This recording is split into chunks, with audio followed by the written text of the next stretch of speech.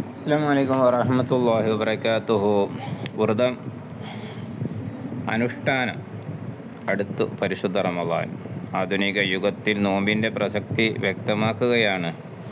വിശ്വാസികളെ, നിങ്ങളുടെ പൂർവികർക്കു നിർബന്ധമാക്കിയതുപോലെ നിങ്ങൾക്കും നോമ്പ് നിർബന്ധമാക്കപ്പെട്ടിരിക്കുന്നു, നിങ്ങൾ സൂക്ഷ്മതയുള്ളവരാകാൻ വേണ്ടി എന്ന് പരിശുദ്ധ ഖുർആനിൽ പറയുന്നുണ്ട്. ഈ ഖുർആൻ സൂക്തത്തിൽ സൂക്ഷ്മതയുള്ളവരാകാൻ വേണ്ടിയാണ് വ്രതം എന്ന് അല്ലാഹു പറഞ്ഞു. എന്തു കാര്യത്തിലാണ് സൂക്ഷ്മത?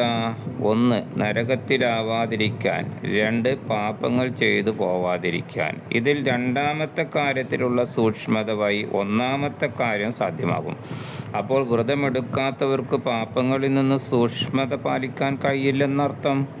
വ്രതാനുഷ്ഠിക്കുന്ന മുസ്ലിങ്ങളുടെയും അനുഷ്ഠിക്കാത്ത മുസ്ലിങ്ങളുടെയും താരതമ്യം ചെയ്താൽ ഇക്കാര്യം വ്യക്തമാകും. രാഷ്ട്രവീക്ഷണത്തിലുള്ള കുറ്റകൃത്യങ്ങൾ തന്നെ വ്രതമനുഷ്ഠിക്കുന്നവർക്കിടയിൽ കുറവാണ്. രാഷ്ട്രനിയമങ്ങളുടെ കണ്ണിൽ കുറ്റകൃത്യമല്ലാത്ത പ്രവർത്തനങ്ങളിൽ നിന്ന് പോലും അകന്നു നിൽക്കുന്നവരാണ് യഥാർത്ഥ മുസ്ലിങ്ങൾ. മനുഷ്യ മനസ്സിനെ കുറ്റകൃത്യവാസന നിയന്ത്രിക്കാൻ വ്രതാനുഷ്ഠാനത്തിന് കഴിയുമെന്നാണ് ഇത് വ്യക്തമാക്കുന്നത്. നബി സല്ലല്ലാഹു അലൈഹി വസല്ലം പറഞ്ഞു, വ്രതം ഒരു കവചയാണ്. വ്രതമെടുക്കുന്നവൻ അശ്ലീലം പറയരുത്, വിവരക്കേട് പ്രവർത്തിക്കരുത്. ഒരാൾ തന്നെ ആക്രമിക്കുകയോ തെറി പറയുകയോ ചെയ്താൽ ഞാൻ നോമ്പുകാരനാണെന്ന് പറഞ്ഞു ആദ്യം മനസ്സിലും രക്ഷയില്ലെങ്കിൽ വ്യക്തമാക്കിയും ഒഴിഞ്ഞു മാറണം എന്നാണ് ബുഖാരി റിപ്പോർട്ട് ചെയ്യപ്പെട്ട ഹദീസിലുള്ളത്.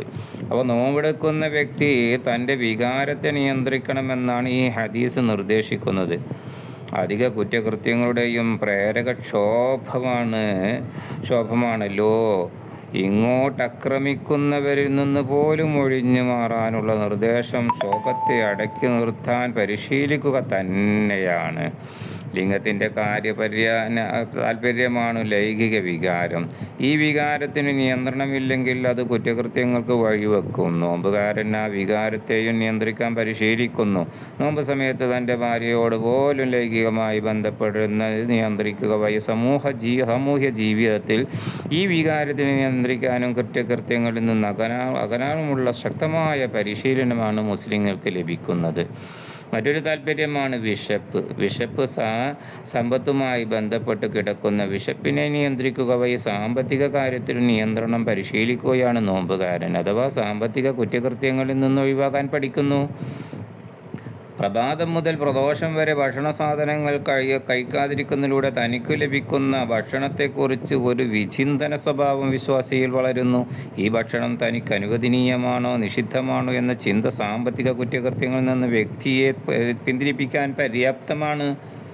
ലിംഗത്തിനും വയറിനും നിയന്ത്രണത്തിൽ ഏർപ്പെടുത്താത്ത സമൂഹത്തിൽ അതുമായി ബന്ധപ്പെട്ട കുറ്റകൃത്യങ്ങൾ വൻതോതിലുണ്ടാകും. ലിംഗത്തിൻ്റെയും വയറിൻ്റെയും വീഴ്ച കൈകളുടെ വീഴ്ചയാണ്. അവരുടെ തേർവാഴ്ചയാവട്ടെ രാജ്യത്തിൻ്റെ അരാജകത്വത്തിലേക്ക് നയിക്കുകയും ചെയ്യുന്നു. കുറ്റകൃത്യങ്ങളുടെ പേരിൽ ജയിലടക്കപ്പെട്ടവരെ പരിശോധിച്ചാൽ ഇക്കാര്യം വ്യക്തമാകും. അവരധിക പേരും ഇതിലൊന്നിൻ്റെ പേരിൽ കുറ്റവാളിയായിരിക്കും. മുസ്ലിങ്ങൾക്കിടയിൽ കുറ്റവാളികളുടെ എണ്ണം കുറയാൻ കാരണം വ്രതാനുഷ്ഠാനത്തിലൂടെ ഏർപ്പെട്ടതുകൊണ്ട് നിയന്ത്രിക്കുന്നതാണ് ഇത് കാരണം. വ്രതം കവചയാണ് എന്ന നബി സല്ലല്ലാഹു അലൈഹി വസല്ലമയുടെ വ്രതാനുഷ്ഠാനത്തിലൂടെ സമൂഹം പരിഷ്കരണ വീക്ഷണവും സമാധാന താല്പര്യവും വ്യക്തമാക്കുന്നു. കുറ്റകൃത്യങ്ങളെ നിയന്ത്രിക്കാൻ നിയമപരമായി അന്വേഷിക്കുകയല്ല, ഓരോ വ്യക്തിയും സ്വയം നിയന്ത്രിക്കാൻ പരിശീലിക്കുകയാണ് ഇവിടെ. ആത്മനിയന്ത്രണത്തിൻ്റെ ഈ പാഠം ഏതു നിയമത്തിലാണ് നൽകാൻ കഴിയുക?